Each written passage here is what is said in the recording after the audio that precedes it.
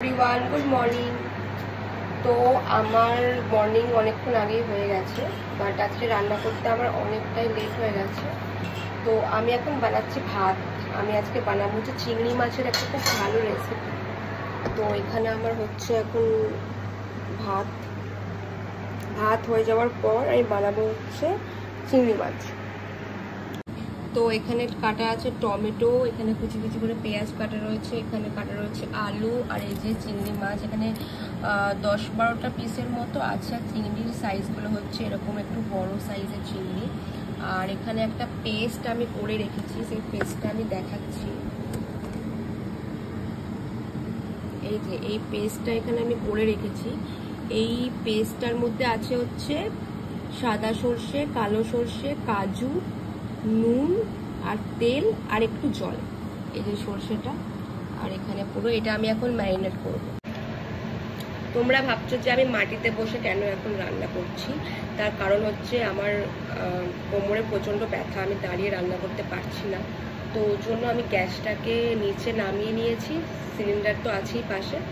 তো গ্যাসটাকে পুরো নিচে সব কিছু নিচে নামিয়ে নিয়েছি, নিচে নামিয়ে নিয়ে আমি এখন রান্না করছি। তো ফার্স্টে আমি এখানে দেবো হচ্ছে একটুখানি নুন দেব চিংড়ি মাছটাতে, ঠিক আছে। নুন দেওয়ার পরে আমি দেব হচ্ছে এখানে একটুখানি হলুদ গুঁড়ো দিচ্ছি। আচ্ছা, আর একটু একদম অল্প এখানে আমি দেব হচ্ছে একটুখানি কাশ্মীরি লঙ্কা, কালারটা যাতে একটু ভালো হয়। ওকে, আর দেব হচ্ছে আমি এখানে একটুখানি লেবুর রস।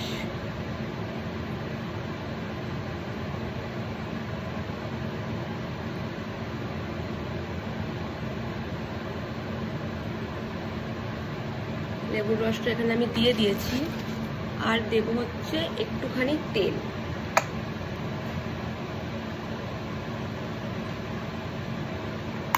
তেল তো আমার প্রায় এখন শেষের দিকে। আর চিংড়ি মাছটাকে ভালো করে ম্যারিনেট করে রাখবো।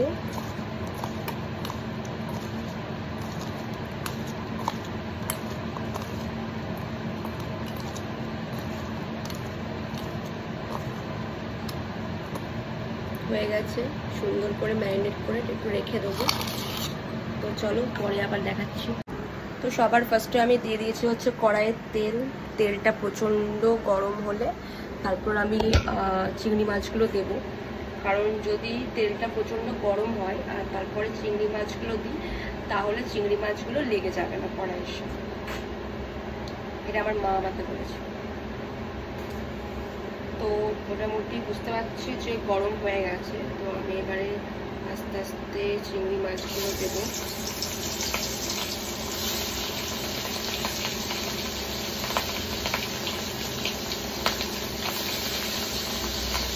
কমিয়ে নিই।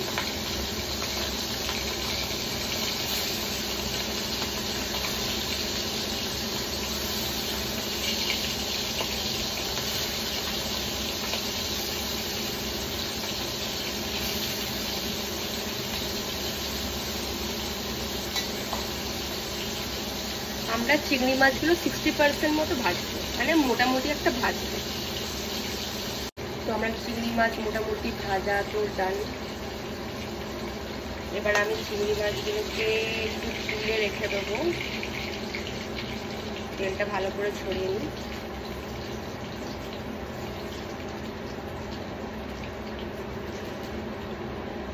চিংড়ি মাছগুলো আমার তুলে রাখা হয়ে গেছে। এবার আমি দেবো হচ্ছে এখানে হচ্ছে আলু।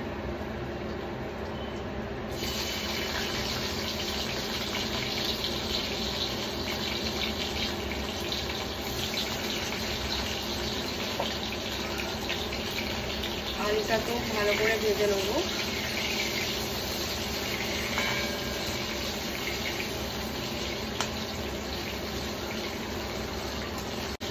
তো আলুগুলোতে যাতে একটু সুন্দর রং আসে, আমি ওর জন্য একটু হলুদ গুঁড়ো দিয়ে দিয়েছি। একটু হলুদ গুঁড়ো, একটু কাশ্মীরি লঙ্কা গুঁড়ো দিয়েছি, ওটা একটু কালারটা ভালো লাগে দেখতে। আর টেস্টটাও ভালো হয়। আর একটুখানি নুন দিয়েছি, এক ফোঁটা নুন দিয়েছি, কারণ পরে আবার দেবো। তো আলুটাকে আমরা মোটামুটি ভেজে নেবো লাল লাল করে। তোমাদেরকে দেখাই, এই যে দেখতে পাচ্ছ আলুগুলো ওখানে ভাজছে। আমার আলু ভাজা হয়ে গেছে। তো এবার আমি দেব হচ্ছে পেঁয়াজ। পেঁয়াজগুলো এখানে আমরা কুচি কুচি করে কেটেছি। পেঁয়াজটা আমি এখানে কুচি কুচি করে কেটে রেখে দিয়েছি, ওই তেলেই দিয়ে দিলাম।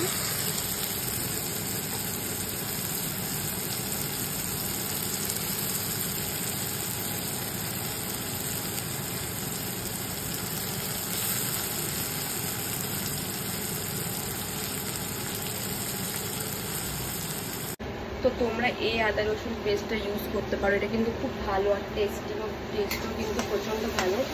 এটা হচ্ছে কুক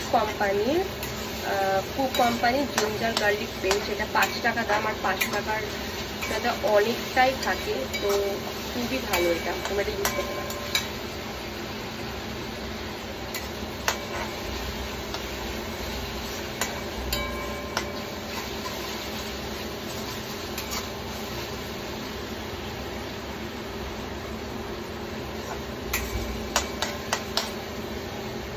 তো আমি এখানে আদা রসুন পেস্টের পর দিয়ে দিয়েছি লঙ্কা কুচি, আর দিয়ে দিয়েছি হচ্ছে টমেটো। দিয়ে ভালো করে আমি একটু ভাজবো। তো টমেটোটা যাতে তাড়াতাড়ি গলে যায়, তো গলার জন্য আমি দেবো হচ্ছে এখানে নুন। এখানে অ্যাকচুয়ালি তেমন কিছু মশলা আমরা দেবো না, কারণ অলরেডি একটা পেস্ট বানিয়ে রেখেছি। তো নুনটা দেওয়ার পর ভালো করে গলে যাক টমেটোটা।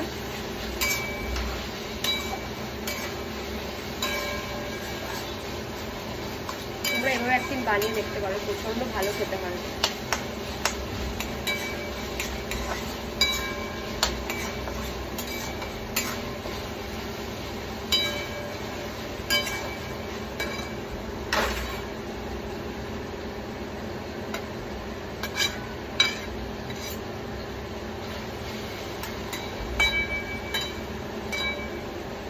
একটুখানি গলুক, অলরেডি তেল। তো আমি এখানে মশলা দিয়েছি হচ্ছে কাশ্মীরি লঙ্কার গুঁড়ো দিয়েছি, আর দিয়েছি হচ্ছে একটু হলুদ, যাতে কালারটা ভালো হয় একটুখানি। তো এখানে মশলা একটুই লাগছে, আর লাগবে না। তো টমেটোটা ভালো করে সেদ্ধ হোক, তারপরে পেস্টটা দেবো। তো এর মধ্যে আমি এখন দিয়ে দেবো হচ্ছে ওই পেস্টটা, যে পেস্টটা আমি এখানে বানিয়ে রেখেছিলাম।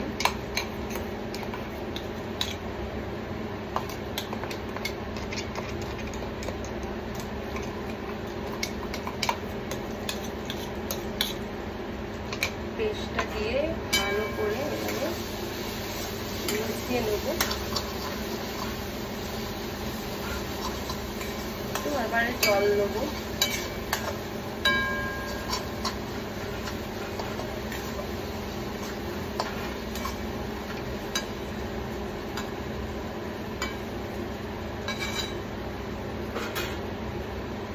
এর মধ্যে পেস্টটার মধ্যে একটু জল দিয়ে সেই জলটা ভালো করে দিয়ে দেবো।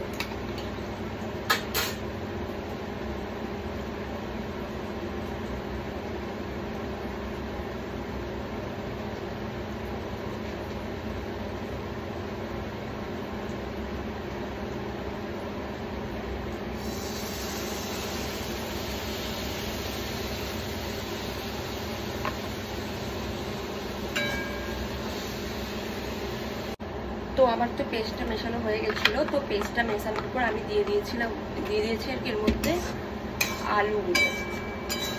এবারে আলুগুলো দিয়ে একটু ভালো করে মশলাটা একটুখানি ফোটাতে হবে। তো মশলাটা ফোটাবার জন্য আমি আরেকটু অ্যাড করছি এখানে জল দিয়ে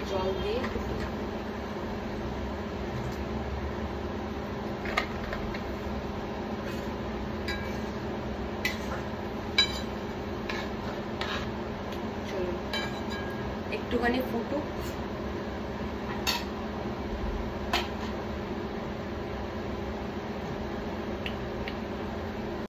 তো আমার চিংড়ি মাছ তো রেডি হয়ে গেছে। এই যে ধনে পাতা দিয়ে দিয়েছিলাম লাস্টে, আর গরম মশলা, আর চিংড়ি মাছগুলো মিশিয়ে 5 মিনিট মতো ফুটিয়েছি। তো দিস ইজ দ্য রেজাল্ট, খেয়ে বলবো।